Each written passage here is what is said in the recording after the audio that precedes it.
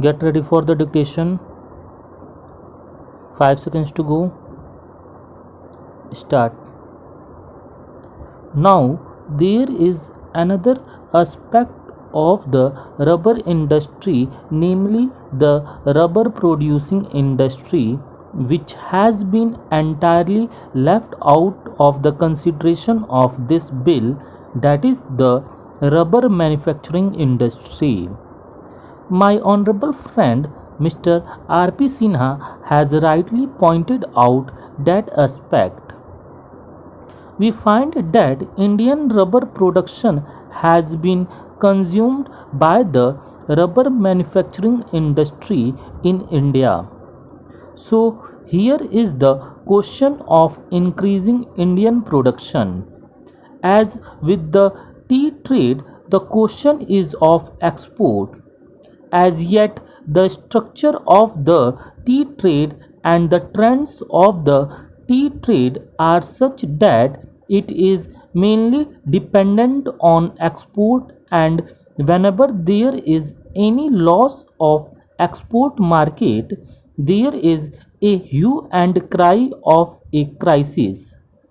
But in the case of the rubber industry, all the rubber produced in India is consumed by the rubber manufacturing industry in India. Rubber is a very important commodity, and this industry should also be developed here. There is a deficit in Indian production. So the government thinks of allowing import of rubber. If the production of rubber is increased by 27,000 tons a year, that will be consumed in India. That is all very true.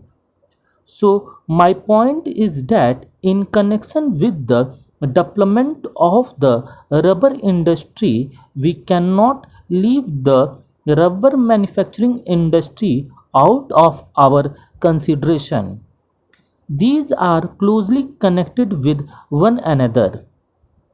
Coming to the question of the rubber manufacturing industry, my friend Mr. R.P. Sinha has rightly pointed out that it is also dominated mainly by foreign companies. The rubber manufacturing industry in India produces various types of rubber goods, from tires to waterproofs and other rubber materials. They produce tires and tubes, cables, general mechanical goods including proofing, footwear, and so on. But the predominant position in the rubber manufacturing industry is occupied by Messrs.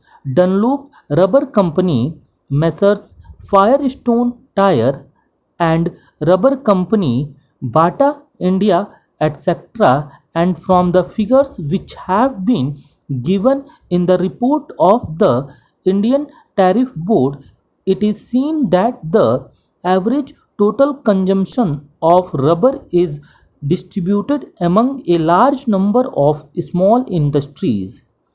Here also, the question that arises is this: how should we treat these concerns, these big gigantic concerns? Sir, I have not studied the condition of labor in these industries of Messrs. Dunlop, Firestone and Goodyear Company. Therefore, just now I am not in a position to give you the picture of their condition, but the question is that from the price of rubber in India in relation to the world price of rubber, these people are mostly benefiting. It is true that prices cannot be fixed in such a way that the big concerns will pay one price for the rubber and the small concerns will pay another price for the rubber. Here also, the main question that comes is this: If we want to develop the small units, the question arises of putting some checks on the profits made. These big foreign concerns must go. It is they who are taking all the advantages of the present position in India. About that aspect, I find that there has been no mention in the bill and there was no indication in the speech of the Honorable Minister for Commerce. Then, lastly, I would like to say that here also the government has taken the power to appoint the chairman and is going to reconstitute the board. The same remarks which I made in connection with the chairman of the coffee board are valid here. If it is the intention of the government to break the domination of the foreign rubber growers or big rubber growers in the rubber board, I think it will be circulated to honorable members later on. Let there not be any foreign representation on the board. If the government is not prepared to accept that suggestion, then also it can take certain other minimum steps. It can increase the representation of small growers. It can increase the representation of labor. The representation of small growers has been increased by 1, but the representation of labor should be increased. I do not suggest the number now.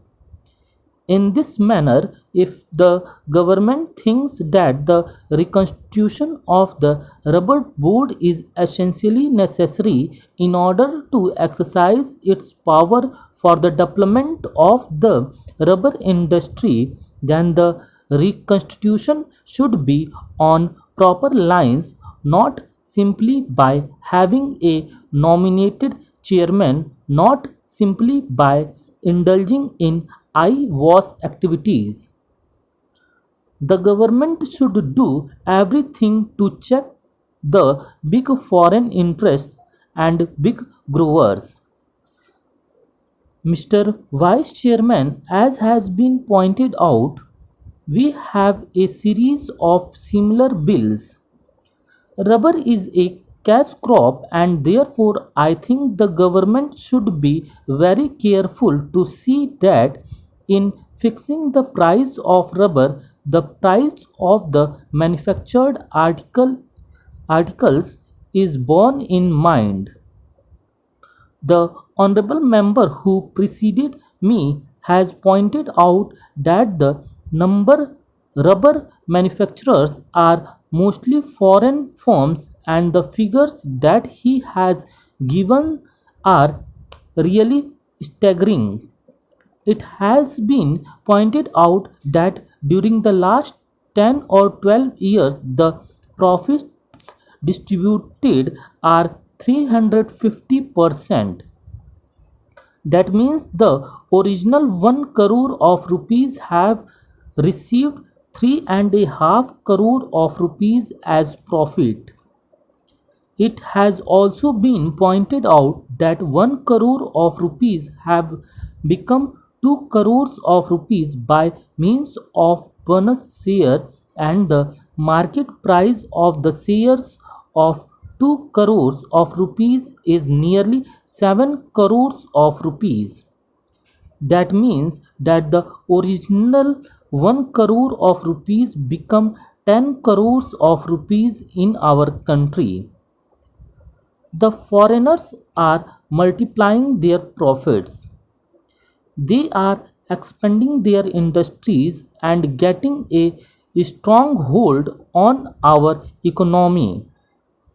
The honorable members of this house give protection.